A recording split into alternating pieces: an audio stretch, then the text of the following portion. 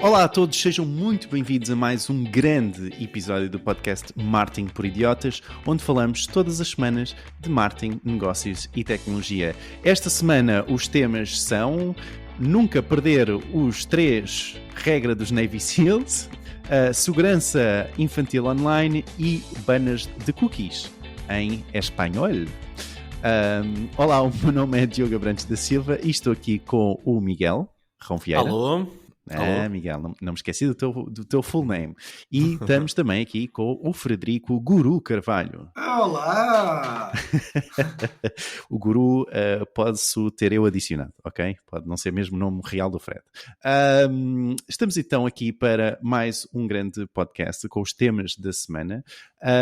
Só de relembrar para não se esquecerem de subscrever o nosso podcast no Spotify, na Apple Podcast ou no Google Podcast. E também podem ver o YouTube, que temos agora todas as semanas adicionado novos episódios, onde todas as semanas adicionamos pelo menos agora 2 episódios por semana. Já é muito, não é? Aqui no 146º episódio. Esperavam chegar aqui, não? Tudo graças a ti. Exato. Tu puxas pela gente. O Fred claramente aqui a substituir a palavra puxa por chateias. Então, Miguel, que raio de regra é esta, a regra de não perder os 3? Como assim? O que é que os Navy SEALs são para aqui chamados? Olha, nos próximos 3 minutos vocês vão ouvir mais um dos meus traumas do meu passado laboral, uma regra de comunicação utilizada pelos Navy SEALs e como a podem aplicar no vosso negócio. Há uns episódios atrás nós falámos sobre o estado da educação em Portugal e uma das coisas que referi foi a minha dificuldade desde sempre em decorar coisas. Eu sou uma daquelas pessoas que, se falarem comigo, eu vou esquecer-me de 90% do que me disseram passado alguns segundos e 99% do que me disseram passado alguns minutos. Esta minha característica trouxe-me algumas vantagens e desvantagens. As desvantagens foi que eu sofri no meu local de trabalho quando recebi instruções orais e não havia tempo para tirar notas. Uma das vantagens é que, se não nos lembramos das instruções exatas de como nos pediram para fazer alguma coisa, temos de puxar pela cabeça. E isso dá espaço para a inovação, ou basicamente começar a inventar coisas. Alguns de vocês podem estar a perguntar-se, como o Diogo, o que é que isto tem a ver com nunca perder os 3? O título do meu comentário desta semana. Bem, eu hoje venho partilhar a metodologia, um ensinamento dos Navy SEALs, que foi partilhado por Jocko Willink, um artigo oficial que agora dá masterclasses de motivação, liderança, etc. Existe um ditado nos Navy SEALs que é uma coisa do género: eu só me consigo lembrar de 3 coisas. E esse ditado tornou-se uma regra fundamental de comunicação dentro da organização. Todas as mensagens são feitas em blocos de 3 elementos. Por exemplo, quando o comandante está a fazer um briefing de uma missão, os operacionais pedem sempre apenas 3 coisas importantes que o comandante quer que eles saibam ou se lembrem durante a operação sem nenhuma falha. Isto é literalmente uma regra que é aplicada a tudo. Os Navy SEALs chegaram à conclusão de que, se forem dadas instruções com 18, 19 passos, ninguém se vai lembrar, tudo vai correr mal, toda a gente vai inventar. Por isso, mais vale manter as coisas muito simples em blocos de 3 coisas. Agora o Diogo pergunta: mas Miguel, isto é um podcast de marketing, onde é que está o valor para os nossos ouvintes? Bem, o valor surge porque temos de começar a ver na nossa comunicação como um teatro de operações militares, em que temos muito pouco tempo para gravarmos mensagens na cabeça da nossa audiência.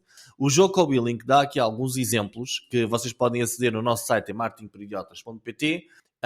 Um deles é, por exemplo, na masterclass que ele dá, ele ajuda os alunos a serem melhores a motivar, a construir equipas e a comunicar. São apenas 3 objetivos que ele comunica para toda a gente. Ok? Ele não tenta É obviamente que as pessoas aprendem muito mais coisas na masterclass, mas ele só fala destas 3 quando está a fazer as suas comunicações. A ciência por trás disto é que o ser humano consegue apenas manter na memória de curto prazo, ou a memória de trabalho, cerca de 3 itens. Por isso é que cada um de nós, quando decora o número de telefone, geralmente agrupa os números em 3 ou 4 grupinhos de números. Tipo 917844422, por exemplo. Então, aplicando isto ao mundo do marketing, aqui vão mais alguns exemplos. Quando estamos a tentar explicar um serviço ao cliente, devemos manter a coisa como: qual é o problema que este serviço resolve, como é que este serviço resolve o problema e quanto custa resolver agora o problema. Numa landing page devemos apresentar apenas 3 benefícios ou 3 features e por aí adiante. Não vale a pena inventar muito. Um anúncio geralmente segue uma estrutura de 3 passos. Captar a atenção, criar desejo, motivar a ação. Esqueçam aquelas apresentações de PowerPoints com uma data de bullet points em cada slide. Se nós começamos a complicar a nossa mensagem, a mensagem não vai conseguir passar como deve de ser. Cada pessoa vai ver uma mensagem diferente e enchemos a cabeça das pessoas com demasiada informação e todos sabemos que uma cabeça confusa não compra. Apesar disto ser um exercício muito simples, isto não é fácil. Eu confesso que sou daqueles que também tenho uma tendência para complicar e, na realidade, ninguém tem tempo ou paciência para coisas complicadas. Por isso, devemos tentar simplificar tudo. Para simplificar ainda mais este meu comentário, o trabalho de casa dos nossos ouvintes hoje é subscrever o podcast onde quer que nos estejam a ouvir, deixar uma review positiva e simplificar tudo na vossa comunicação com 3 pontos. Agora, as questões para o nosso ilustre painel. Já conheciam esta regra dos 3? Têm tendência para complicar ou simplificar? Eu não me lembro de uma terceira pergunta, por isso digam o que vos apetecer. Podes começar tu, Diogo. Boa. Epá, olha, eu não conhecia esta regra dos 3. Acho que realmente muitas vezes na comunicação acabamos por tentar dizer demasiadas coisas, ok? Num só banner, por exemplo, ok? Parece-me uma boa forma. Eu acho que há várias estruturas de criação, ou de criação de anúncio, ou estruturas de publicidade, ou estruturas de comunicação de uma landing page e de como comunicar as features principais do nosso produto. Isto é uma delas. Eu gosto especialmente desta e o ser humano também gosta destas coisas, não é? Muito simples, mnemónicas, que nos ficam na cabeça. É uma forma fácil, simplificamos as coisas. Eu acho que isto também pode ser demasiado simples, não é? Por exemplo, a questão da landing page, só dizer 3 features. Essas 3 features, isto pode não ajudar nada se essas 3 features não forem as features corretas para aquele utilizador, não é? Ou seja, eu acho que isto pode ser uma boa forma de seguir, não como uma regra geral de nos orientarmos na vida onde tudo tem que ser 3, não é? Tem que ter de comer 3 refeições, tem que fazer, ok? Então tu já perdeste os 3. Tinhas que lançar, não resististe a lançar essa piada. Mas sim, ou seja, acho que pode ser uma forma fácil para quem está a aprender começar a concentrar a sua informação naquilo que realmente importa, ok? E isso pode ajudar, ok? Mantendo esta regra, acho que realmente pode ajudar. Mas, sim, acho que é isso. Ou seja, não pode ser aplicado para tudo, não é? E não pode ser aplicado de uma forma absoluta onde tudo é 3. Ok? Portanto, esta questão do landing page é claramente, para mim, isso, de ser tudo 3, as 3 features, isso pode ser balelas, ou as features podem ser umas coisas completamente diferentes e aquelas 3 não funcionam, ou se eu testar em testes AB, as 4 features podem ser melhor do que as 3 porque a quarta feature era mais interessante. Mas pode ser uma boa forma das pessoas simplificarem a sua comunicação, ok? E atenção, isto também é importante, que é don't oversimplify it, não é? Que é os mupis que nós temos na rua ou os outdoors que nós temos na rua que dizem muitas vezes, sei lá, Jamor, não é? Que é o nome da marca, mas depois não explicam o que é que a marca faz, não é? Agora nós tínhamos um aqui na A2 que era o quê, pá? Não se percebia, era Express, sei lá o que era uma coisa, não se percebia se aquilo era um vinho, se aquilo era um gin, o que é que aquele vinho era diferente, se era um outdoor da nada. OnlyFans, era isso? Epá, não, porque esse pelo menos, ok, apesar de ser simples, não é? Tem ali 2 mensagens claras, pelo menos, não é? Não é as 3, mas tem 2, que é uma senhora meio desnuda, não era é? Correios, norma. Não sei. mas por onde apareceu o outdoor. Pronto, mas tem ali uma senhora meio desnuda e depois tem lá o handle do OnlyFans que é para tu lá ires, não é? E mesmo assim o handle, para mim, acho que devia ser o RL. Mas pronto, sim. Vá, o handle. Okay? Mas a versão portuguesa já usa 3 elementos. Usa a fotografia dela, usa o handle do OnlyFans e depois um headline a dizer vem explorar o meu mundo sexual ou algo assim. Pronto. Já olha, complicou pelo menos um é mais bocadinho mais. explícito. Sim, Mas pelo manteve, menos é mais explícito. manteve em 3, ela é ouvinte do podcast. De um podcast que ainda não tinha saído. Impressionante. Ela também é vidente. Não, eu para ela mando-lhe em primeiro lugar as coisas. Percebo. Estás lá no grupo. Mas não é, Miguel? Esta questão, ou seja, tu concordas, consegues ver isto, não é? Que também não podemos a simplificar tudo em 3, não é? Eu depois já Pode, digo. pode ser uma boa orientação, não é? Deixa o Diogo fazer o comentário. O Diogo, O Fred. Ora bem, diz a regra dos 3 acho que pode ser boa para captar a atenção inicial, apresentar aqui algumas informações de forma memorável, mas para análises mais profundas pode ser assim um bocadinho mais complicado, principalmente no marketing. Eu gosto muito de marketing político, recordo, por exemplo, que políticos profissionais que tinham esta lógica de usar a numeração. O principal, o mais conhecido, foi o José Sócrates. Tem 3 coisas, depois dizia, ou 4 coisas, e dizia qual é que era, e a vantagem de dizer isto em televisão ou em uma explicação social era que não cortavam, ou seja, os órgãos de explicação não cortavam a mensagem porque esperavam pelo 2 ou pelo 3.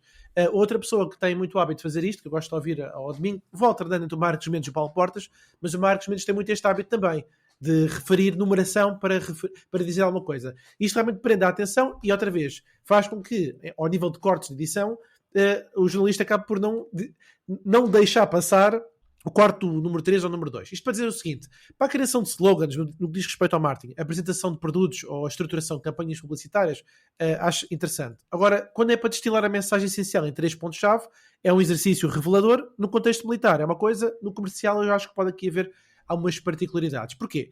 No contexto militar, que é muito interessante, que é altamente estruturado, muitas vezes lida com esta situação, como o Miguel referiu, de vida e morte, justifica claramente uma comunicação extremamente clara e concisa.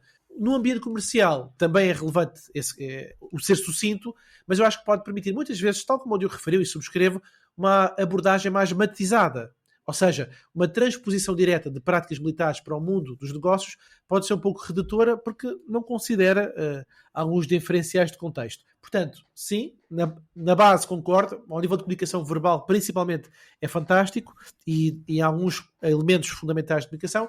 Agora, que não se emborreça o consumidor quando é preciso explicar mais do que 3 coisas. Sim, mas eu penso que aqui a ideia disto não é propriamente ok, agora é só grupinhos, coisas de 3 pontinhos. É a ideia de vamos simplificar isto ao máximo e terem atenção o contexto onde nós estamos. Nós estamos num mundo onde cada vez há menos tempo para nos ouvirem, não é? Quem vai ao detalhe, sim, já pode ouvir com mais detalhe e informação. Mas naqueles momentos das landing pages, etc., o tempo que nós temos é super limitado. Eu, por acaso, confesso que já aplicava mais ou menos esta regra dos 3, porque hoje em dia já estou numa daquelas fases que tento cortar a landing page ao máximo possível para ter melhores resultados. E é o que eu tenho sentido, pelo menos, a nível de angariação de leads. Mas sim, também concordo com vocês de que isto é uma regra, mas não é uma regra, eu queria dizer hard rule, uma regra muito dura, não é? Não deve ser 13 e não se pode meter mais nada. Se fizer sentido o quarto ou o quinto bullet point, sim, mas 12 bullet points, se calhar, concordam todos que às vezes meter lá 12 features, ninguém vai ver, ou se vai fizer passar sentido só 2 bullet points, não é? Também é importante, ou seja, era aquilo que estavas a dizer, também tentas simplificar a landing page, não é? E às vezes pode ser só uma frase, e a frase explica melhor o teu produto do que outra coisa qualquer e não tens que meter features, estás a perceber? Portanto, acho que é isso, ou seja, não deve ser absolutista, não é? Nesse sentido, mas pode ser uma boa ideia, uma boa linha de pensamento, não é? De tentar manter nesse espectro dos 3. Não é? Muito bem, olhem, em vez de ser 3, vou dar só aqui uma recomendação. Se vocês estiverem a gostar do que estão a ouvir e se ainda não são subscritores, por favor, façam-no agora, subscrevam e digam-nos que estão a gostar do que estão a ouvir. Isso é uma forma de nós nos sentirmos mais valorizados. E agora vamos passar para o Diogo. Diogo, o que é que nos traz esta semana? E conta-nos tudo. Então, hoje e como tema do passado fim de semana, porque estive a fazer cookies cá em casa, ok? Tivemos cá a fazer cookies. Eu senti-me inspirado, senti-me inspirado e queria partilhar as minhas cookies com vocês. Só que como infelizmente eu não consigo enviar cookies pelo Spotify, nem aqui pelo nosso programa onde gravamos o podcast, eu partilho-vos umas notícias sobre cookies e neste caso cookies espanhóis, ok? Pode ser? Bora! Então, só para dar contexto, o Fred que já se está a preparar, que eu sei, Fred, não é? Vai dar aqui só uma pequena e breve explicação de o que é que são cookies e banners de consentimento. Só para termos aqui um contexto. Bora lá, Fred. Ora bem, os cookies são pequenos ficheiros de texto que os sites armazenam no nosso dispositivo com o intuito de registar informações sobre as nossas preferências e atividades online. São utilizados para melhorar a experiência de navegação e personalizar o conteúdo apresentado. No entanto, a legislação europeia, em especial o RGPD, exige que os sites obtenham o nosso consentimento antes de armazenar cookies no nosso dispositivo. E por isso é que é possível observar banners de consentimento em muitos sites que solicitam que se aceite ou recuse o uso de cookies. Estes banners geralmente incluem informações sobre o tipo de cookies que o site utiliza, os parceiros com quem partilham essa informação e a razão da utilização dos mesmos. Epá, é incrível, Fred. Pronto, isto só para dizer que o Fred, o texto que o Fred leu foi totalmente escrito por ChatGPT. Então, no passado mês de julho, a Agência Espanhola de Protección de Datos, espero Muito que bem. o meu sotaque tenha sido bom, reduziu o nível de criatividade dos banners de consentimento de cookies com um novo guia sobre o uso de cookies. E segundo o guia, os pop-ups de consentimento de cookies terão agora necessariamente estes 3 botões: configurar, rechazar e aceitar. É lá. Ou seja, em português, configurar, rejeitar e aceitar. A nova edição do Guia sobre a Utilização de Cookies de julho de 2023 indica assim as seguintes obrigações no que diz respeito ao design visual do banner de consentimento. 1. O botão deve ser facilmente visível com as palavras aceitar cookies, aceitar, consentir ou textos semelhantes. 2. O botão deve ser semelhante, o segundo botão deve ser semelhante ao anterior, ou seja, o botão de rejeitar cookies, rejeitar ou textos semelhantes deve ser semelhante ao botão de aceitação. E 3, outro botão claramente visível, mas não necessariamente semelhante aos anteriores, que exibe, aliás, ou leva a um painel de configuração que permite aceitar ou rejeitar cookies de uma forma mais granular, ou seja, configurar que cookies é que o utilizador quer ou não consentir. O guia dá ainda 3 esclarecimentos adicionais. 1. A pessoa não pode ter a impressão que deve aceitar os cookies. 2. A pessoa não pode ser claramente pressionada a aceitar os cookies. E 3, a cor ou o contraste do texto e dos botões não pode ser obviamente enganoso para as pessoas de modo a levar ao consentimento involuntário. A regra dos 3, aplicada. Exatamente.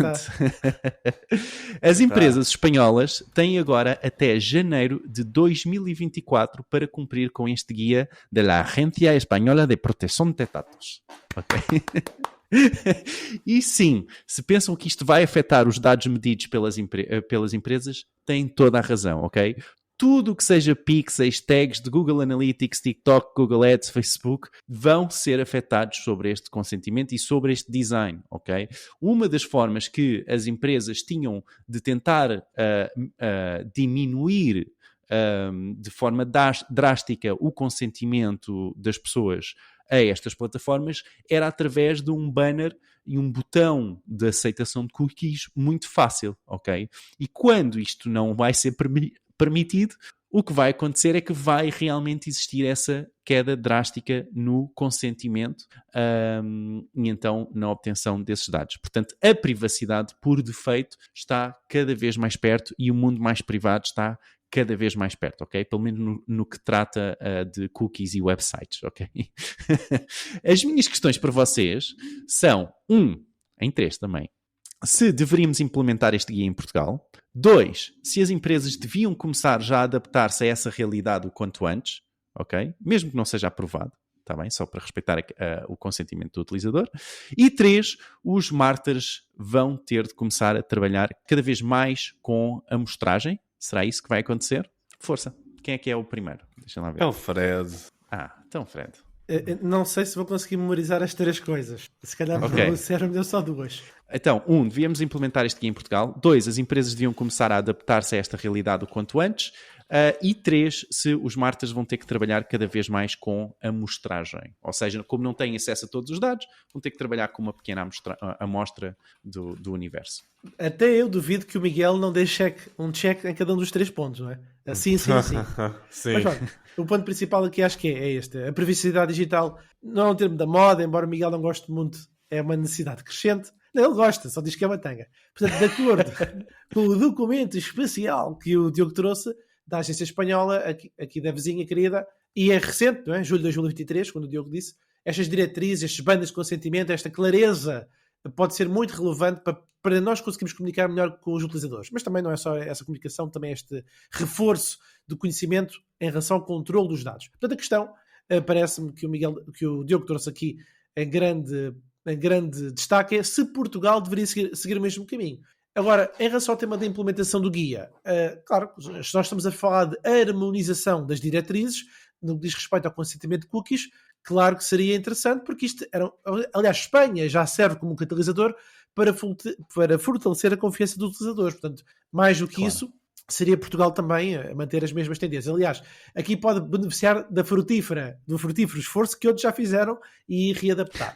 Claro. Agora, há aqui um ponto interessante que é, porque eu tinha a sensação, mas pronto, há aqui vários aspectos, não é? Porque de acordo com o RGPD, o Regulamento Geral da Proteção de Dados, este consentimento já é um dos pilares para o processamento legal. Ou seja, já é obrigatório ter esta clareza de consentimento, já é obrigatório. Claro que aquilo que o Diogo referiu são mais nuances de design, no texto, na especificidade. Aliás, eu nas minhas aulas até costumo brincar de dizer que a frase que muitas vezes costuma estar escrita no banner é: para melhorar a sua experiência de navegação, este site utiliza cookies. Não é? Mas o que está lá escrito é: amigo, eu vou-te perseguir até tu me comprares alguma coisa. Pronto. Portanto, eu salto já para a terceira questão, deixando depois a segunda, a batata quente, para o Miguel. Mas deixa-me só clarificar aqui uma coisa, Fred, quanto a esta segunda questão, que é, ou seja, neste momento, em Portugal, não é? E ao abrigo do RGPD, parece ser possível ainda nós utilizarmos estes, vou-lhe chamar dark patterns, ok? Porque é o que são, mas é possível que nem toda a gente considere que sejam dark patterns, mas estes designs que levam o utilizador a clicar naquele botão de aceitação e não existe uma clareza sobre que opções, segundo o RGPD, que opções é que lá devem estar. E esta Agência de Proteção de Dados, não é? A espanhola, não é? A agência espanhola, traz essa clarificação. Mas não, essa obrigatoriedade não existe, ok? Aqui em Portugal. E essa é a minha questão. Será que as empresas portuguesas deveriam começar já a adaptar isto, mesmo que não seja obrigatório? A tua questão até vem aqui com... Eu meto aqui uma outra, que é: qual é que é o chicote? Qual é que é... Ou seja, é porque eu também não sei nesta agência espanhola, não é? Qual é que é a penalização para quem não cumprir? Porque, honestamente, claro que naturalmente seria interessante ou importante as empresas se readaptarem já, porque é previsível que venha a acontecer. Tal como no RGPD já estava a ser avisado: olha, vai ser 2018, vai ser 2018, sim, vai ser 2018. Pois na data começamos a ser bombardeados com e-mails a dizer: olha, atualizamos a nossa política de privacidade. Portanto, claramente é um déjà vu. Mas é isto. Qual é que é o chicote que está por trás? Não querendo ser muito agressivo. Mas isto leva-me precisamente à terceira questão, porque eu vou saltar a segunda para o Miguel, que é sobre os marketeers, porque é precisamente o seguinte: se a perspectiva é ter menos dados disponíveis devido ao consentimento mais informado, o que é que os marketeers vão fazer? Neste caso, claramente, estamos a falar de inovação. E o ponto aqui é que, se nós estamos a falar que a qualidade dos dados vai ganhar precedência sobre a quantidade, então o que nós estamos aqui à espera de estratégias de marketing mais eficazes, mais precisas, diria assim. O paradigma que é um tema que o Miguel adora: privacidade do utilizador no centro. Provavelmente, do outro lado, temos o quê? Estratégias digitais que têm que ser reavaliadas. Mas o Miguel, eu sei que não acredita nada disto. Ora bem, a longo prazo, qual é que é o compromisso entre a privacidade e a transparência? Que é nós percebemos como é que, enquanto marcas, conseguimos construir relações mais fortes e duradouras. O que é que eu prevejo? O que vai acontecer e que, se calhar, fará parte do próximo episódio das rapidinhas, que é custos de publicidade mais altos. Porquê?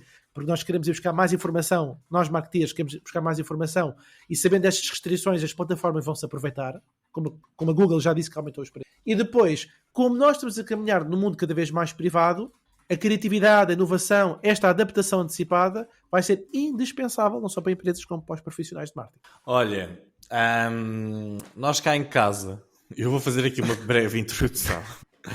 Nós cá em casa somos consumidores de jogos de tablet. E esses jogos de tablet que nós sacamos para a minha filha, eles têm banners de publicidade. E as cruzinhas, para fechar o banner de publicidade, elas vão mudando de sítio. Sempre que aparece um banner novo, aquilo muda de sítio.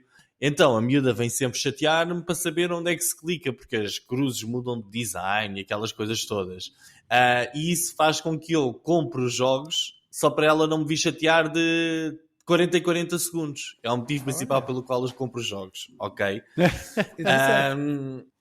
Eu continuo a não perceber e continuo a não acreditar que nós perdemos tempo e dinheiro com estas porcarias. Isto faz-me impressão. Nós estamos a gastar o tempo e o dinheiro com regras parvas que não mudam em nada a privacidade das pessoas. Em nada. Então, Miguel, Eu não assim? sei. Eu às vezes sinto-me tão mal de viver na Europa. O resto do mundo anda todo a debater agora como aplicar a inteligência artificial, como conseguir ser mais produtivo, como aumentar as vendas. Andam a debater coisas espetaculares e nós parece que estamos numa terriola. Só debatemos coisas parvas, pá. Agora andamos a debater a porcaria do design do botãozinho e não sei o quê. Nós andamos sempre a inventar estas parvoices que não vão dar em nada. Isto é a primeira coisa. Oh, Deus meu. Não vai dar em nada. Como pá. assim? Isto Fala a pessoa que acabou de dizer que paga para não se chatear, que gasta dinheiro porque não gosta dos banners intrusivos. Sim, e agora o que vai acontecer com isto é que querem standardizar esse banner. Vai tornar ainda mais fácil tu aceitares ou rejeitares. E obviamente as pessoas vai se tornar um processo automático. Não significa absolutamente nada. Vai ser tipo, olha, eu vou rejeitar isto tudo. Pau, pau, pau, pau. Ou vou aceitar isto tudo. Ok? É uma parvoíce. É só arranjar mais uma forma de fazermos com que as empresas gastem dinheiro agora a pedir a um designer que aplique estas regras e tal, dinheiro que podia ser posto em gerar vendas, ok? Por isso, a resposta à pergunta número 1 é: esta regra é uma palhaçada e mais uma coisa que vai obrigar simplesmente as empresas a gastarem dinheiro em design, por isso é gastado em vendas. Este guiazinho que vão inventar não muda nada. Desculpa. Por isso é que nós cá em Portugal não o devíamos aplicar, porque isso é só gastar dinheiro. Pronto, esse é o primeiro ponto. O segundo ponto, os marketeers vão se adaptar ao quê? Para um marketeer isto não significa nada. Isto significa para a publicidade que ele faz no Google e no Meta. O Google e o Meta é que vão ter de arranjar formas de fazer remarketing sem cookies, ok? Ou achas que a maior parte dos marketeers em Portugal utilizam cookies e instalam cookies no computador da pessoa e são eles que gerem essas cookies? Não. Eles têm as tags do Google, do Facebook e do Meta. O resto das cookies, quais são as cookies que armazenam? Alguém me diz alguma coisa sobre isto? Se nós já estivéssemos a falar de sites que são personalizados, etc., até podia acreditar que armazenam lá alguma coisa. A maior parte das PMEs, ou pequenas e médias empresas, não armazenam nada nos computadores das pessoas. Simplesmente metem lá uma tag do Google ou da Meta para poderem fazer retargeting no Google Display ou no Instagram ou no Facebook. Tão simples quanto isto, ok? O que me leva ao terceiro ponto, e à terceira resposta, que é: os marketeers vão trabalhar da forma como o Google e a Meta lhes disserem para trabalhar.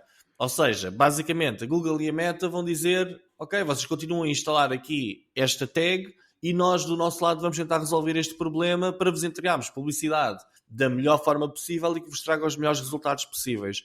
Obviamente, os marketeers, com estes problemas todos e com as quebras na publicidade, no Google, no Facebook, etc., dos resultados, porque isto vai trazer resultados piores para as empresas, vão começar todos a pensar agora em utilizar dados mais próprios, e tentar arranjar aqui formas de email marketing e first party data, etc. O que vai acontecer a seguir é que estes fanáticos da privacidade vão arranjar forma de começar a dificultar cada vez mais a própria utilização de email marketing. Acreditem no que eu vos digo. Nós daqui a 2 ou 3 anos, o que vai acontecer é uma data de regras novas da União Europeia sobre e-mail marketing e o tipo de e-mails que a pessoa pode enviar. Vão obrigar a Google do Gmail a criar ainda mais separadores e mais coisas diferentes. É o apocalipse, não é, Miguel? Não, eu não sei se é o apocalipse privado. É o apocalipse privado, pronto. Mas o que parece que estão aqui a tentar fazer é dificultar ao máximo a vida às empresas e aos negócios, com esta ideia de que as tags do Facebook, do Google, etc., violam a privacidade da pessoa, como se o Google e o Facebook e a Meta não tivessem na mesma a informação toda sobre as pessoas. E isso é que me irrita. Achamos que é a porcaria de um consentimento de cookies que vai fazer com que a vida das pessoas seja mais privada. Não é. Porque o Google, a Meta, o TikTok, quem quer que seja, vão continuar a ter toda a informação sobre as pessoas. E chateia-te que eles tenham a informação toda sobre as pessoas. Diogo, não é chateia. Responde-me só isto, chateia-te ou não chateia? Diogo, a questão aqui não é essa. A questão aqui é, isto dos cookies faz com que eles deixem de ter essa informação ou não? Sim ou não? Faz com que deixem de ter parte da informação, sim. Qual parte da informação? Qual parte? Claro, então a informação de que sites é que tu andaste a consultar e se estiveste naquele site ou não. Então tu neste momento, Miguel, neste momento o Facebook, se não houver se não houver uma conexão com a API do Facebook para enviar informação, por exemplo, de conversão de uma compra, ok? O Facebook não vai saber que tu estiveste no site A, B ou C, porque não tem acesso a que sites é que tu entres, a não ser que entres para esse site dentro da própria aplicação do Facebook. Deixa-me só terminar. Diogo. Portanto, vai ter, ok? Vai não ter acesso a essa informação. Portanto, sim, deixa de ter acesso a parte da informação. E quanto menos informação tiver sobre ti, menos modelos vai conseguir criar de pessoas igual a ti e de quem é que tu és e o que é que andas a ver. Ok? E sim, isso é mais privado. E eu, ao contrário daquilo que tu disseste, discordo. Isto não é só para lixar as empresas. Isto é para conseguir proteger a privacidade dos utilizadores. Exatamente. E tem que ser pouco a pouco, Miguel. Eu percebo o que tu estás a dizer. A Google vai continuar a saber para onde é que nós andamos porque tem acesso ao nosso Android, não é? A Apple o mesmo, and so on. Eu percebo. Mas as questões têm que ir passo a passo, ok? Passo a passo. E este é um dos passos. É um dos primeiros passos. É começar a cortar nos cookies. E haverá outros passos, certamente. Olha, muito bem. É isso. Achas mesmo que o Facebook e a Meta não vão...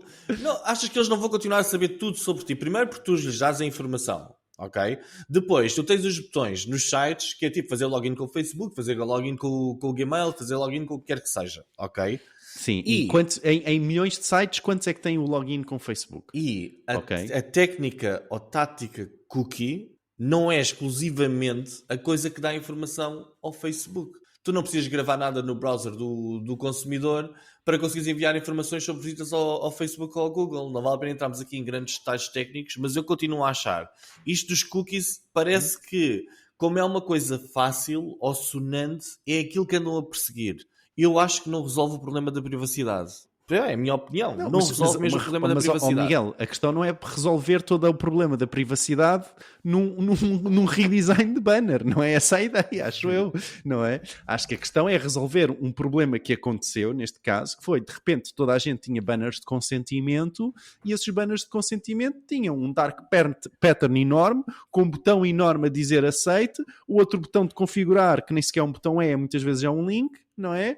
E as pessoas, e com um texto enorme, e agora as pessoas que leiam, não é? Portanto, e acho que é isso que este guia tenta coisa. Mas vamos posso, Miguel? É melhor seguir já. É melhor seguir já. Vamos fechar já isto. Eu ia só dizer a linha que é, não querendo ir com o pau atrás de Miguel, mas para a pessoa que começa a intervenção a dizer eu pago para não me chatearem, porque o design confunde a minha filha. Imagina isto em milhares de pessoas e a reflexão que eu faço e que tu fizeste ao mesmo tempo, foste falando, porque a tua coerência parecia uma cana de bambu, aquilo ia-se ajustando, que é o seguinte, tem que haver fronteiras, não é? Por exemplo, eu estava a dizer, qual é que é o chicote? Na medida em que, qual é que é a penalização para não cumprir? Olha, meus amigos, design, é como aquele botãozinho ou aquele check que nós somos obrigados a fazer agora, que eu concordo com a política de privacidade. É um check e tu já está tão automatizado, tu já nem olhas para aquilo. Tu vais ali e metes, ok, está aqui o check feito, ok? Isto vai ser a mesma coisa. Tu não vais te enterres mais, aceitar, rejeitar ou configurar. Não te enterres mais, sabes porquê? Porque outro exemplo que tu acabaste de dar em que tem que haver informação sobre o que é que vai acontecer aos dados. Que ainda que tu possas achar, e eu percebo a tua lógica, que é, seja cookies, seja outra, o diabo 4 com mortal encarpado, seja qual for a técnica específica que persegue informação sobre o cliente, eu continuo a achar que a informação que passa para o lado do consumidor para ele poder tomar uma decisão é relevante. E mais, a partir do momento que isto começar a ter penalizações por não cumprir os dados, acaba por ter uma autoestrada para que as empresas não cumpram isto. Eu vou dar um exemplo. Esta semana escrevi na minha newsletter sobre um outro documento. Este que o Diogo trouxe é muito importante relacionado com os cookies. No Reino Unido, aprovaram uma coisa que chama-se Online Safety Bill, que é para dar regras às redes sociais. A primeira coisa que aconteceu depois do Parlamento dizer que ia votar isso foi o WhatsApp dizer: pá, assim com estas regras a gente sai daqui. Como tu sabes, e já aconteceu com outras plataformas, que é a adaptação às regras. O melhor exemplo que tu tens no mercado sobre isto, ou seja, da necessidade de haver fronteiras, é o Threads. O Threads que não foi para a Europa, que só está nos Estados Unidos. Porquê? Não conseguiu adaptar-se à legislação. Portanto, as regras têm a sua importância. Seja com design ou sem design, com cookies ou sem cookies. Agora, ser uma anarquia, no sentido que a perspectiva que eu ouvi, que tu disseste é: não é preciso haver nada, porque ele já tem informação sobre nós. É isso que eu ouço, não é? Ou estou errado? Não resolvemos, não? O que eu digo é que os argumentos que são apresentados para fazer estas inovações de legislação todas, que vocês adoram falar, não fazem sentido e não resolvem o problema real. Mas, não vale a pena continuarmos a alargar-nos sobre isto. Nós depois podemos criar aqui mais um episódio. Relativamente, e agora em defesa da minha honra, ao que tu disseste da coerência ou incoerência ao longo do meu discurso, não é esse. O que eu estou a dizer é: por exemplo, nos tablets existem aquela coisa que aquilo está sempre a mudar de sítio, não é? E eu vou ali e tenho de ir clicar a um sítio ou outro sítio, etc. Isto aqui é mais uma forma, ou seja, vai estar standardizado, mas a minha ação vai ser a mesma. Ou eu aceito tudo, ou rejeito tudo, ou carrego sempre na configuração. Okay? Tu és informado, Miguel, tu és informado. Imagina as pessoas que não são. As pessoas que não são querem lá saber, é da mesma forma que há bocado estava a dizer, nem tudo pode ser simples com a regra dos 3 simples. Se aplicasse a regra dos 3 simples, por exemplo, à questão dos termos e condições para utilizares um site ou um serviço, se calhar havia muito mais pessoas a rejeitar e a não utilizarem certos serviços. Mas não, como aquilo, eles metem lá a informação toda e está ali uma política de privacidade com 300 pontos ou 500 pontos, ou o que quer que seja, em termos e condições que fazem com que as pessoas aceitem tudo. As pessoas veem alguma coisa? Não, as pessoas andam tudo para baixo e aceitam, certo? Ou não? Acham que todas as pessoas leem aquilo? Sim, ninguém lê, sem dúvida. Mas isso não prova nenhum ponto. Sim, não, mas eu acho que o ponto, tu queres, deixa-me só tentar dizer isto, que é, eu acho que o que tu, e vê lá se a minha interpretação está errada, que é, o que tu estás a dizer é que isto não resolve o problema no seu todo, não é? Isto é uma coisa, é uma gota d'água muito pequena num oceano gigante, é isso que estás a dizer. O que eu estou a dizer é que esta questão dos cookies, a privacidade, aquela privacidade que as pessoas querem proteger, não é esta dos cookies, ok? E os cookies não resolvem esse problema de privacidade que as pessoas acham que estão a resolver. Isto é tudo vendido com a ideia de que, isto é para não saberem que mensagens é que tu andas a enviar. Não, isso não resolve nada disso. Não, nada disso. Também acho que não, sem dúvida. Por isso é que eu digo, a privacidade é uma tanga. Ser importante. Não quer dizer que a privacidade não seja importante, e eu acho que a privacidade é super importante. Eu estou a dizer é que todas estas regras da privacidade são vendidas às pessoas como, são as fotos que tu tens no teu telemóvel, é as mensagens que tu envias, e não tem nada a ver com isso. Nada a ver com isso. Se as pessoas soubessem realmente qual é que é a privacidade que isto está a proteger, porque a maior parte das pessoas diziam, quer lá saber. Quando quer ver alguma coisa que não devo estar a ver, vou usar o separador anónimo e está a andar, não é? Sim. Mas pronto, mas tu já és vai informado. longe. Tu és informado. Este fim de semana tive um exemplo, os meus pais receberam um SMS, clicaram e subscreveram um serviço semanal de 2€. Tiveram um ano assim, os dois, em telemóveis diferentes.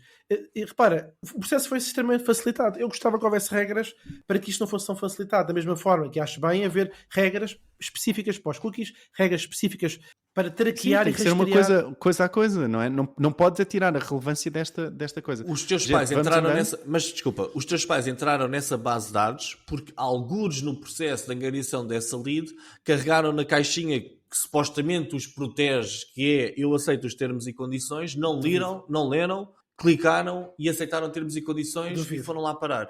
Ou seja, as regras não os protegeram. Eu não repliquei o processo, portanto não sei dizer. Eu vi o link da SMS, mas não cliquei para saber. Uma vez que tinha telefonado para a Mel para cancelar. Sim, Fred, mas o que o Miguel está a dizer é que a culpa é dos teus pais. Portanto, eles têm que acartar com o dinheiro. Pronto, é isso que o Miguel está a dizer. Que não vale a pena ter regras. As crianças que não têm, jovens, não têm conhecimento digital, chora e paga. Se for os teus pais, não é verdade? Tem que pagar. Bem, não interessa. Vamos a isto, gente. Coitado do Miguel, a gente adora-te, Miguel. Não é coitado, é porque o nosso ouvinte que nos está a ouvir agora está a pensar, mas como é que isto está-lhes a passar completamente ao lado daqueles dois? Eu não nem foi isso que eu disse. O que eu disse foi, supostamente o RGPD, com as regras todas, existe para proteger as pessoas. Mas os Miguel, pais do Fred o facto das pessoas darem volta às regras, Miguel, já te disse isto preencheram no um episódio formulário, passado. não leram absolutamente nada Não. e clicaram na setinha. Miguel, já te disse isto no episódio Porque é passado, que não é automatizado. porque há empresas que dão a volta às regras, ok, contornam as regras, ok, que não Tá deve bem. haver regras. Tu não podes dizer isso. Não faz sentido, ok? Muito bem. Desculpa. Bem, vá. Podemos seguir, senão... Segue. Epá, vamos embora. Nunca mais saímos daqui. Então, bora lá. Deixem-me só partilhar convosco o nosso grupo de WhatsApp, onde se podem juntar em w.marketingporidiotas.pt. Não terão estas discussões, está bem? Possivelmente terão a mensagem que os pais do Fred receberam, que eu gostava que partilhasses depois, Fred, que é para a gente não cair nessa. E terão também acesso a um conteúdo exclusivo e a todos os conteúdos que já foram partilhados anteriormente no nosso grupo de WhatsApp. E o conteúdo exclusivo desta semana, ok, é SEO para TikTok, uma apresentação que foi agora também da Brighton SEO, a conferência que aconteceu há 3 semanas atrás, se eu não estou. E é isso, portanto, juntem-se a nós, somos mais de 300 pessoas no grupo, estejam à vontade. E com isto, Fred, tu vens-nos falar também de segurança infantil, não é? Segurança infantil, e antes de mais, permitam dizer-vos que eu declaro hoje o fim, porque hoje o Diogo não declarou fim a nada, declaro hoje o fim dos meus temas da intersecção de tecnologia e sociologia. Acabou. Foi votado em painel, podcast, acabou. Ora bem, então eu trago-vos aqui um tema de tecnologia, sociologia, ética e direito, tudo junto, tudo na Bibi. Segundo os dados da Comissão Europeia, os dados recentes, um grande número de crianças e jovens da União Europeia está imerso em jogos online. São alguns números, se calhar não vão ficar todos no ouvido, mas eu vou verbalizá-los. 73% dos jovens entre os 6 e os 10 anos, 84% entre os 11 e os 14, que é a fatia maior, e 74% entre os 15 e os 24 anos. Esta é a primeira preferência dos jovens em relação à navegação da internet, é jogos online. O que é que se segue a seguir? Segue-se 56% dos jovens querem ver vídeos e 55% dos jovens querem ouvir música. Portanto, jogos, vídeo e música. Segundo o relatório Safer Internet for Children, também da Comissão Europeia, estas atividades são facilitadas por telemóveis, sendo a preferência para 70% das crianças e jovens. Portanto, fica esta nota das preferências do comportamento das crianças e qual é o dispositivo que utilizam. Ora bem, nós estamos a falar aqui de dispositivos modernos que, apesar de serem portais para a interação, a aprendizagem e diversão, também são veículos para a desinformação, para a fraude, para o ciberbullying e conteúdos inapropriados. Ontem, a propósito do regresso às aulas, estava a ver na televisão um relato recente em Espanha sobre fotografias que foram manipuladas por inteligência artificial que mostraram alunas nuas que depois foram abordadas por colegas e estranhos com essas mesmas fotografias. Isto é um relato que eu fiquei bastante impressionado, que no fundo mostra como estas jovens estudantes foram despojadas da sua dignidade e é um testemunho dos perigos que espreitam no online.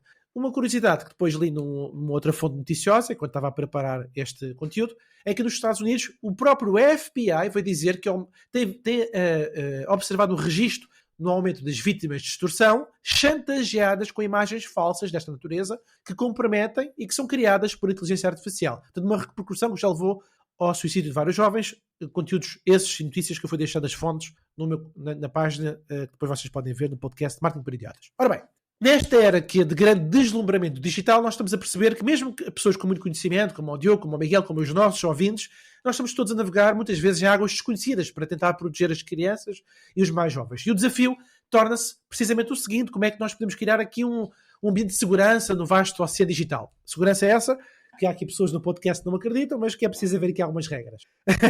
E essas regras, por exemplo, houve uma lei europeia que é a Lei dos Serviços Digitais.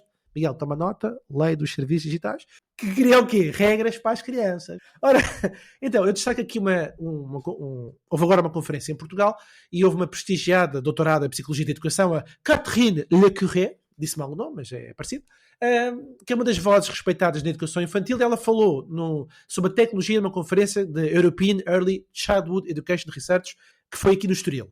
E ela fez 2 perguntas que eu achei pertinentes para a nossa reflexão. 1.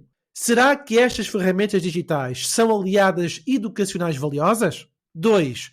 Que efeitos colaterais podem emergir do ambiente digital? E a Catherine, no fundo, questiona o uso desenfreado da tecnologia pelos miúdos, especialmente no cenário escolar. Um tema que tem vindo muito à baila também agora no regresso às aulas, mas principalmente porque as pessoas não sabem qual é que é o destino ao empreender desta era digital. Deixei o link para a entrevista na Visão no take do podcast. Bom, a finalizar, dizer o seguinte: as redes sociais como o TikTok, o Instagram, tornaram-se palcos virtuais, apresentando uma panóplia de personagens com bebés e crianças como papéis principais.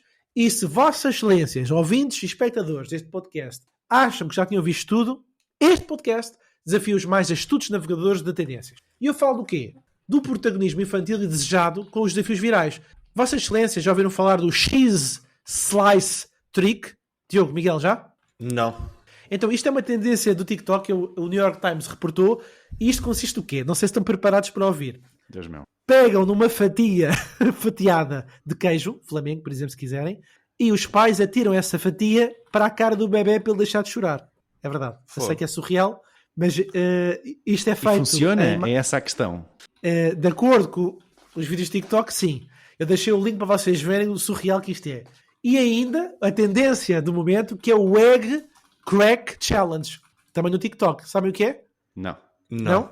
Então é o quê? Pegar no ovo e chegar ao pé do companheiro, do filho ou do bebê e partir o ovo na testa dele.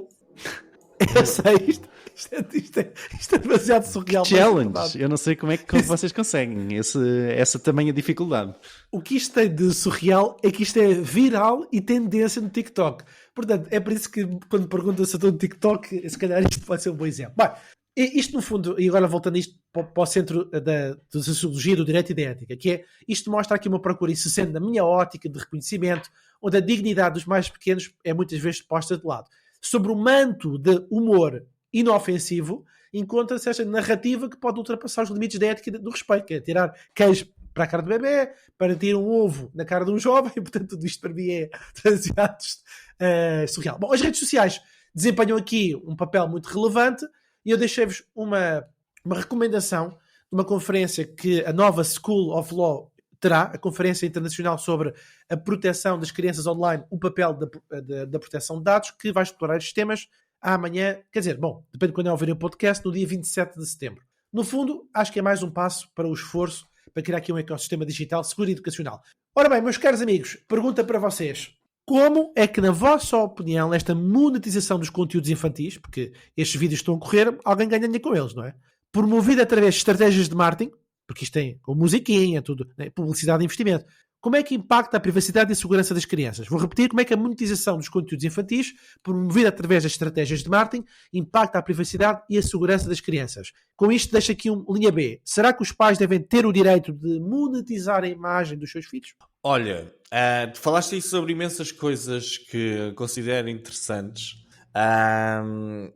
E vou começar por responder não às perguntas que tu fizeste no final, mas a algumas das coisas que tu disseste, ok? Em primeiro lugar, eu acredito em regras, ok? Eu acredito mesmo em regras.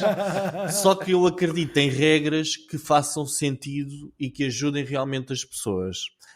Como proteger um bocado as crianças e tal, é aquela tecla que já falámos muitas vezes, literacia e informação. Agora a questão é que a própria literacia de como protegemos as crianças, de literacia digital, está a mudar.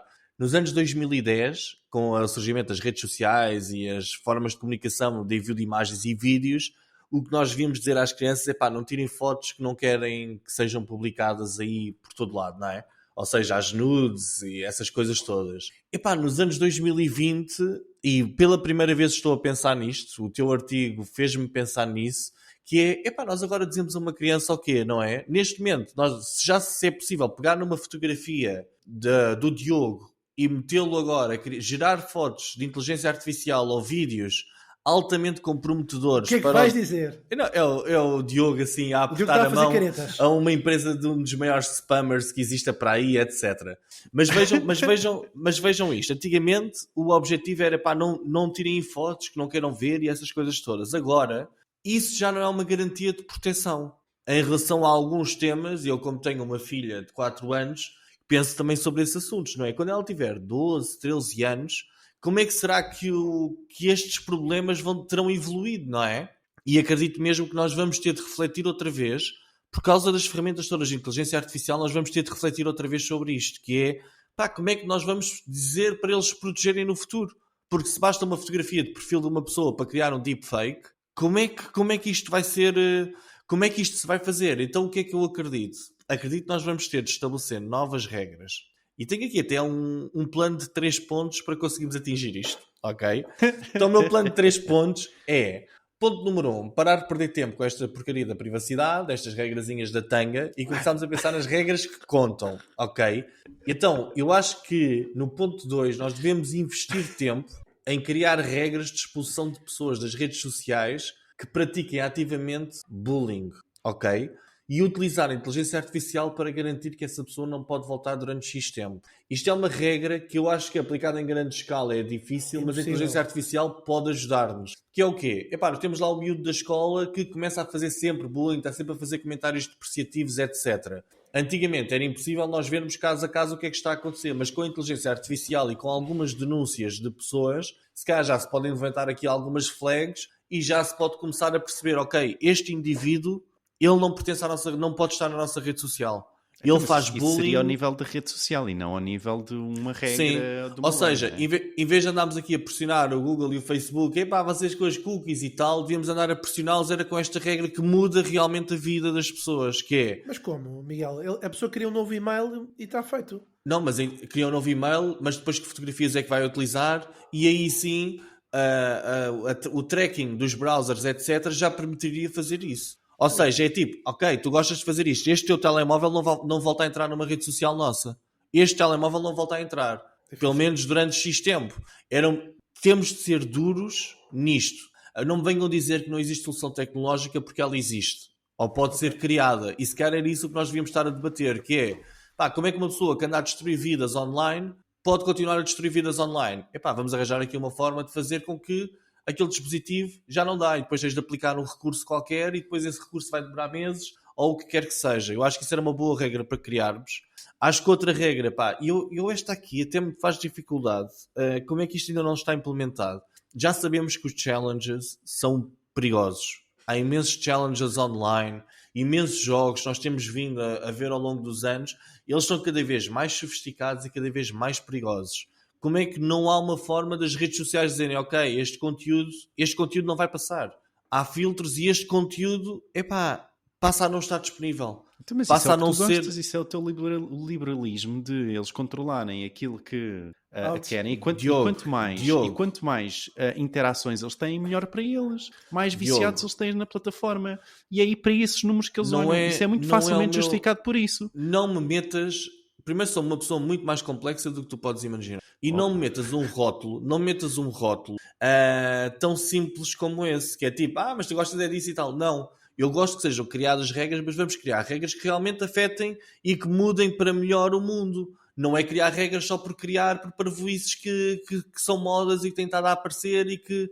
Acho que esta regra dos challenges, eu acho que todos concordamos aqui. Se há um challenge que leva crianças a suicidarem-se, tem de se arranjar uma forma de bloquear isso, ou não? Óbvio. Eu acho que sim, sou a favor disso. Relativamente aqui à inteligência artificial, eu acho que devia-se encontrar também aqui uma forma, e devíamos pensar todos nisso enquanto ecossistema digital, para criar punições severas, mesmo para os criadores de deepfakes e para as ferramentas que os permitam fazer. Ou então uma ferramenta que permita fazer deepfakes deve ter algum sistema de tracking ou de controle para se perceber. Porque se nós formos a ver a essência de um deepfake, é altamente destrutivo para uma pessoa. Que é, pegamos na foto de uma pessoa, bora lá, agora está aqui um filme porno feito com esta pessoa. Isto é altamente destrutivo. Se a tecnologia existe, aí sim faz sentido nós pensarmos como é que nós vamos proteger as pessoas disto. A Google lançou isso para o seu gerador de imagens. Lançou exatamente um identificador dentro da imagem codificado para reconhecer que aquela imagem tinha sido gerada por inteligência artificial. Sim, mas por inteligência artificial. Mas agora eu tenho a imagem, está no meu computador e pego no telemóvel, tiro uma fotografia à imagem. Os metadados desapareceram. Não é metadados. É na imagem em si. É a forma como a imagem é criada. Depois posso enviar o link. Mas pronto, é um bom primeiro passo. E eu acho que nós devemos pensar, ok, isto sim, é algo em que nós devemos pensar seriamente como é que nós vamos proteger o pessoal todo disto, ok? Porque realmente, eu nem quero imaginar como é que o mundo vai ser daqui a 10 anos, quando os miúdos de agora, que já têm acesso a estas ferramentas todas, se forem mais proeficientes com as ferramentas, como é que os bullies vão interagir. Então acho que realmente temos de arranjar formas de fazer com que surja legislação, e sim é preciso inovação e medidas práticas para resolver este problema, ok? O que tu estás a dizer é que os novos bullies são os geeks, é isso? Não, o problema é esse. O problema é esse, é que tu antigamente para fazeres o deepfake, tu tinhas de ter uma pessoa que tem uns skills super avançados para conseguires fazer aquilo e nem toda a gente conseguia fazer. Agora não, agora é um miúdo que te saca uma aplicação no telemóvel e faz isso em 5 minutos. Não é? E isso preocupa-me. Isso preocupa-me. Deixa-me mesmo preocupado relativamente ao futuro. Relativamente aqui ao direito de monetizar a imagem dos filhos, é assim, eu acho que isto é uma daquelas discussões que já existe desde sempre, não é? Vemos aqueles casos todos dos miúdos que foram roubados pelos pais, que fizeram fortunas em crianças e depois... Do Saúl, pá! O Saúl, exatamente. Exemplo português. Ou seja, e o trabalho de uma criança pode ser considerado trabalho infantil, sim ou não? Como é que estas regras funcionam? Eu acho que isso é um tema super debatível e eu acho que não deviam poder monetizar assim dessa forma o trabalho. Mas, também não percebo. Mas também acredito que uma criança tenha o direito de poder fazer algo que lhe dá dinheiro, não é? Mesmo que o dinheiro tenha de ficar bloqueado e só mais tarde é que possa ter acesso a ele, não sei. Ainda não tenho uma opinião formada sobre isso. Desculpa, como é que se chama, para começar, em relação à minha intervenção, como é que se chama o canal que a tua miúda vê? Like Nastia. E o Like Nastia é uma rapariga, é isso? É uma miudinha agora já tem uns 8 anos, mas já está a fazer isto desde os 3.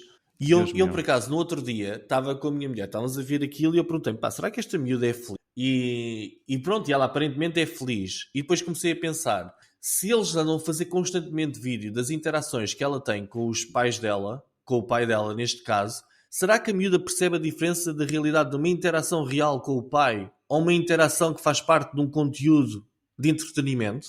Não é? Eu fiquei a pensar nisso e pensei, e repara, será que esta miúda sabe o que é a relação com o pai sem uma câmara a ver, não é? Sim, e todo não é só isso. São quantos seguidores é que essa rapariga tem? São 60 e tal milhões, 70 milhões. Aquilo é uma 70 loucura. milhões, 60 milhões de seguidores. Agora, imagina o quão influenciada a vida desta criança acaba por ser exatamente pela monetização que os pais lhe estão a dar. Ou seja, sim, a partir desse momento, toda a vida desta criança vai ser influenciada, não é? E neste caso, porque essa criança tem 70 milhões de seguidores, acredita que quando ela for mais velha, toda a sua vida vai ser influenciada por esta fama que lhe apareceu. Estás a ver? E não foi uma decisão consciente dela. Não foi uma decisão dela. Não é? Portanto, isso é a minha intervenção, é só pensarmos sobre isso. Ou seja, se há realmente esta discussão, se há o direito ou não, se os pais podem monetizar, não é? A criança. E pensem só nisto, não é? A influência que isso pode causar no futuro da criança. Há um filme, acho que ainda está no Netflix, que é sobre o Christopher Robin, que é um miúdo que aparece nas histórias do Winnie the Pooh. Aquele do ursinho, da Pooh, o que é? E o miúdo ele hoje em dia está imenso... em cocaína, não é? Não, o miúdo sofreu por depressões, sofreu de bullying, 1001 coisas, e ele aparecia no livro sob a forma de ilustração. Mas como se sabia que era ele sofreu imenso. E não foi uma escolha consciente dele, ele passou a odiar o pai por causa disso. Ok, eu estava a brincar porque eu não sabia que era uma criança real. Eu pensei que era o desenho animado, mas estás a dizer, portanto, foi baseado numa criança... Sim, okay. E os brinquedos eram os brinquedos que ele tinha no quarto. E aquilo surgiu tudo a partir dali. E isso foi uma forma muito primária de fazer isto. Agora imagina o que é. Eu vejo aqui a infância toda da Nastia em vídeos do YouTube. A miúda não conheceu outra realidade. Por isso eu acho que é altamente debatível e acho que se devia realmente criar aqui alguns travões, não apenas à parte do dinheiro, mas à parte da utilização da criança. É o meu take. Sim, o meu take está dado. É a questão de pensarmos o quão isso afeta o futuro das crianças e acho que isso não é justo para as crianças. Muito mais se lhes andam a partir ovos na cabeça. Isto já está tudo virado ao contrário. Muito bem. Então chegamos ao fim de mais um episódio. Antes de partirmos, lembrem-se de subscrever o nosso podcast nas vossas plataformas favoritas e de entrarem no grupo do WhatsApp para ficarem sempre a par das novidades e temas que iremos discutir. E claro, a vossa interação é o combustível que nos mantém em marcha, por isso não hesitem em enviar as vossas perguntas, sugestões ou comentários através do nosso WhatsApp e quem sabe poderão ser destacados no próximo episódio. Obrigado pela vossa companhia e até à próxima semana, onde os temas mais palpitantes nos aguardam. Da minha parte, Frederico e dos meus colegas Diogo e Miguel, desejamos uma semana produtiva e inspiradora. Tchau, tchau! Tchau! Tchau!